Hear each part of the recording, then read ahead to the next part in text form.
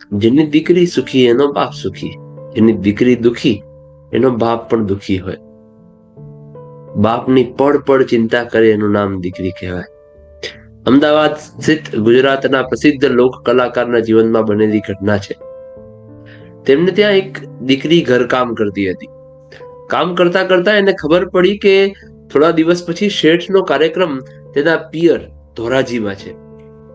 ધોરાજીમાં જવાનું હતું. એના થોડા દિવસ પહેલા એ દીકરીએ વાત કરી કે સાહેબ મારે એક વાત કરવી છે તમને. કલાકારે કહ્યું બોલ ને બેટા, શું કામ છે?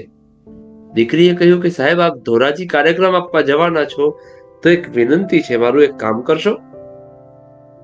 કલાકારે કહ્યું બેટા શું કામ છે? તેણીએ એમ જણાવ્યું કે મારા બાપુજી ધોરાજીમાં રહે છે.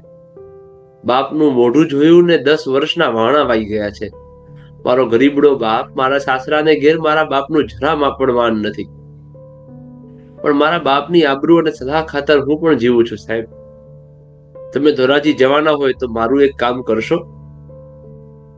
મારા બાપની માટે કંઈક મોકલવું છે, તમે લઈ જશો? સજ્જન કલાકારે એવો જવાબ આપ્યો કે હા બેટા લઈ જઈશ. કામ કરતી દીકરીએ એમ જણાવ્યું હતું કે સાહેબ મને ₹200 ઉછીને આપશો, જે મારા પગારમાંથી તમે કાપશો નહીં ને? તમને થોડા થોડા કરીને સગવડતાએ ચૂકવી આપીશ. સાહેબ મારા પગારમાંથી કાપશો ને તો સાસરાવાળાને ખબર પડી જશે. તે કલાકારે કહ્યું કે ભલે બેટા. ₹200 દીકરીને હાથમાં આપ્યા. જવાના આગલા દિવસે એ દીકરી આવી એટલે ભરત ભરેલી થેલીમાં એક શાલ બતાવીને રડતા રડતા એમ જણાવ્યું કે મારા બાપુને આપી દેજો ને. લોક કલાકારે થોડા અચરજમાં આવીને એવો સવાલ પૂછ્યો કે ધોરાજી મોટું નગર હોવાથી તારા બાપુને કઈ રીતે ઓળખું, કોઈ સરનામું? દીકરીએ હોશમાં આવીને કહ્યું કે કઈ નહીં સાહેબ, તમે એક કામ કરજો ને કે રેલવે સ્ટેશન પર જઈને ગમે એને પૂછજો કે નારણભાઈ કિટલીવાળા જે ચા બનાવતા હતા એ ક્યાં મળશે. મારા બાપુને બધા ઓળખી જશે. હું ધોરાજી ગયો. આયોજક માહીના એક ભાઈને જણાવ્યું કે અહીંયા સ્ટેશન પર નારણભાઈ કિટલીવાળા ચા બનાવતા એને મળવું છે. એની દીકરીનું કંઈક વસ્તુ લઈને આવ્યો છું, મારે એને પહોંચાડવું છે. જોકે એ દીકરીના અવાજ મારા કાનમાં ગુંજતા હતા. કોઈને કેજો એટલે મારા બાપ સુધી લઈ જશે. અને દીકરીએ મને શાલ આપી ને દીકરી કહેતી હતી કે સાહેબ મારા બાપુ પૂછે ને કે દીકરી કેમ છે તો મારા બાપુને એમ કહેશો નહીં કે તમારી દીકરી મારા ઘેર કામ કરે છે, નહીતર મારા બાપને દુઃખ લાગશે. જોકે ધોરાજીમાં એ ભાઈ તપાસ કરતા એ ભાઈ આવતા નથી. એમનું શરીર બરાબર રહેતું નથી, બીમાર પડી ગયા છે. તે હવે બંગલામાં વોચમેનનું કામ કરે છે એવું જાણવા મળ્યું. એ માણસે ત્યાં જઈને તપાસ કરી તો નારાયણભાઈ બેઠેલા હતા. કલાકાર પણ પહોંચ્યા. પૂછ્યું નારાયણભાઈ તમારી કોઈ દીકરી અમદાવાદમાં રહે છે? નારાયણભાઈ અચાનક જ જવાબ આપ્યો કે હા.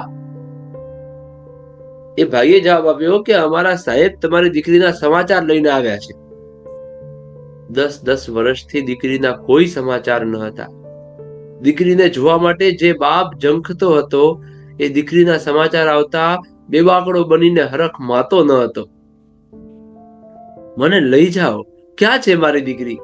હાથ જોડીને વૃદ્ધ બાપ કલાકાર સામે ઉભો હતો. મારી દીકરીના સમાચાર તમે લાવ્યા છો? મારી દીકરી કેમ છે? આ વાત કરતા આંખ ભીની નહીં, અનરાધાર વળતી ગઈ. દીકરીએ મોકલાવેલી શાલ બાપ નારાયણભાઈના હાથમાં આપી કહ્યું તમારી દીકરીએ મોકલાવી છે. એ શાલ બાપે પોતાની છાતી સરથી વળગાડી દીધી. મેલો ગેલો દીકરીનો બાપ તેમને પૂછતો હતો કે મારી દીકરી કેમ છે, સારી છે ને, સુખી તો છે ને? દીકરીને આપેલ વચનને કારણે હિંમત કરીને ખોટું બોલ્યો કે નારણભાઈ તમારી દીકરી ખૂબ સુખી છે એમ કહીને મોઢું ફેરવી દીધું. દુખિયારો બાપ દીકરીના સમાચાર મળતા રાજી થઈ ગયો હતો. બાપે પોતાની દીકરીના સમાચાર મળ્યા બાદ પોતાની બંડીના ખિસ્સામાં હાથ નાખ્યો. એક ખિસ્સામાં 10ની નોટ, જ્યારે બીજા ખિસ્સામાં 5ની નોટ અને પરચુરણ મળીને ₹21 ભેગા કરીને સજ્જન કલાકારના હાથમાં મૂક્યા. સાહેબ મારી વાલી દીકરી મળે તો કહેજો કે તારા બાપુએ મોકલ્યા છે. જો કે બાપ ગરીબ હોય કે અમીર પણ દીકરીને દઈને રાજી થાય છે.